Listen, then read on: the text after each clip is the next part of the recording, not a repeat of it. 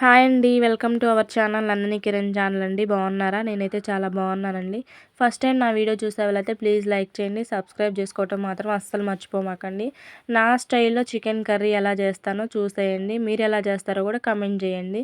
First అయితే ప్రాసెస్లోకి వెళ్ళిపోదాం. ఫస్ట్ గ్యాస్ ఆన్ చేసి ఒక బాండీ పెట్టుకొని కర్రీకి సరిపోను ఆయిల్ అయితే పోసేసుకున్నానండి. ఆయిల్ ఎక్కాక కొంచెం జీలకర్ర. ఇది నా స్టైల్ అండి. మీరు ఎలా చేస్తారో చెప్పండి. తెలంగాణ స్టైల్, పల్లెటూరు స్టైల్. సన్నగా తరిగిన ఉల్లిపాయలు, నెక్స్ట్ పచ్చిమిర్చి కూడా వేసేసానండి. జీలకర్ర చిటపటలాడంగానే అవి లైట్ గోల్డెన్ కలర్లో వచ్చేదాకా, బ్రౌన్ కలర్ వచ్చేదాకా వేపుకోండి ఆనియన్స్ని. ఇలా వేగిపోయాక మనం షాప్ నుంచి తెచ్చాక శుభ్రంగా క్లీన్ చేసుకోవాలండి. చికెన్ అయితే నేను క్లీన్ చేసి పక్కన పెట్టాను చూడండి. ఉల్లిపాయలు మంచిగా బ్రౌన్ కలర్ వచ్చేసాక నేను చికెన్ని అందులో యాడ్ చేశాను చూడండి. యాడ్ చేసేసి మంచిగా మీడియం ఫ్లేమ్లో పెట్టుకొని ఒక 10 మినిట్స్ ఉడకనివ్వండి. మర్చిపోయాను, మీరు స్కిన్తో చేస్తారా స్కిన్లెస్గా చేస్తారండి చికెన్ చెప్పండి. మేము మ్యాక్సిమం స్కిన్తోనే చేస్తామండి. చూడండి ఒక 10 మినిట్స్ తర్వాత మంచిగా ఉడికిపోతుంది చూడండి. ఇలా తాలింపులోనే మంచిగా ఉడికిపోతే ముక్క చాలా బాగుంటుందండి. చాలా అంటే చాలా టేస్టీగా ఉంటుంది. చూడండి అందులో ఉన్న ఎక్స్ట్రా వాటర్ అంతా చూడండి ఎలా వస్తున్నాయో. అవన్నీ ఇంకిపోయేదాకా ఉడకబెట్టుకోండి. దాంట్లోకి కొంచెం సాల్ట్ వేసేయండి. సాల్ట్ నెక్స్ట్ కొంచెం పసుపు వేసి మళ్ళీ ఒక 10 మినిట్స్ ఉడకనివ్వండి. ఆ ఎక్స్ట్రా వాటర్ అంతా ఇంకిపోవాలి. చూడండి ఇలా లో టు మీడియం ఫ్లేమ్లోనే పెట్టుకొని ఉడకనివ్వండి చికెన్ మంచిగా. చూడండి ఒక 10 మినిట్స్ తర్వాత మళ్ళీ అల్లం వెల్లుల్లి పేస్ట్ ఇవ్వండి.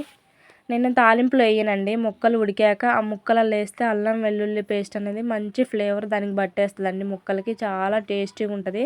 ఒక్కసారి ట్రై చేయండి. అలా అల్లం వెల్లుల్లి పేస్ట్ వేసి కొద్దిసేపు తిప్పుకున్నాక ఒక 5 మినిట్స్ మళ్ళీ ఉడకనివ్వండి.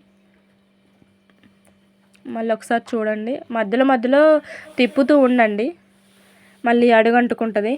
అలా ఉడికిపోయాయి చూడండి, మంచిగా ఉడికిపోయాయి. దాంట్లోకి మనం ఒక పెద్ద సైజు 2 టమాటాలు తీసుకున్నానండి గ్రేవీ కోసం. టమాటా ముక్కలు వేసాను.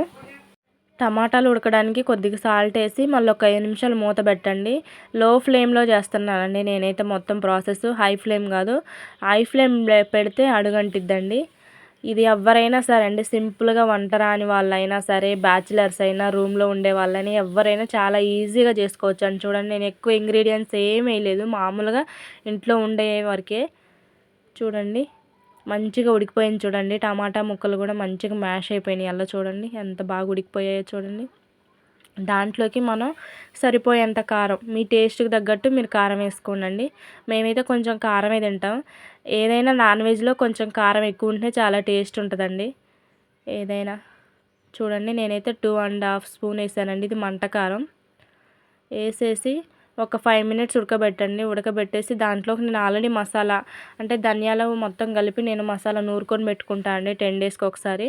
నా దగ్గర కొత్తిమీర కూడా లేదు, కొత్తిమీర ఉన్నా కూడా మీరు గార్నిష్ చేసుకోండి. కానీ సూపర్ వచ్చిందండి కర్రీ అయితే, సూపర్ టేస్టీగా ఉంది చూడండి, ముక్క గెంత చెదరకుండా. ఓకేనా ఫ్రెండ్స్, ఈ వీడియో మీకు నచ్చిద్దని నేను మనస్ఫూర్తిగా కోరుకుంటున్నాను. వీడియో నచ్చితే మాత్రం లైక్ ఇవ్వడం, సబ్స్క్రైబ్ చేసుకోవడం అస్సలు మర్చిపోమాకండి. చూడండి ఒక 5 మినిట్స్ కొన్ని వాటర్ పోసుకోండి. నేనైతే ఒక చిన్న గ్లాసుడు వాటర్ పోసుకున్నా. చిన్న గ్లాసు వాటర్ పోసేసుకొని దాన్ని ఒక 2-3 మినిట్స్ అంతే. ఆల్రెడీ మనం తాలింపులోనే ఉడికిపోయింది కదా మంచిగా చికెను. ఒక 2-3 మినిట్స్ ఉడకబెట్టేసి మసాలా వేస్తే చాలా బాగుంటుందండి. కొంచెం గరం మసాలా, కొంచెం చికెన్ మసాలా ఉంటే, కొంచెం కొత్తిమీర ఉన్న, ఏదైనా సరే అయిపోయింది. ఓకేనా, ఎలా ఉందో నచ్చితే కామెంట్ చేయటం మర్చిపోమాకండి. Thank you for the watching. Bye friends.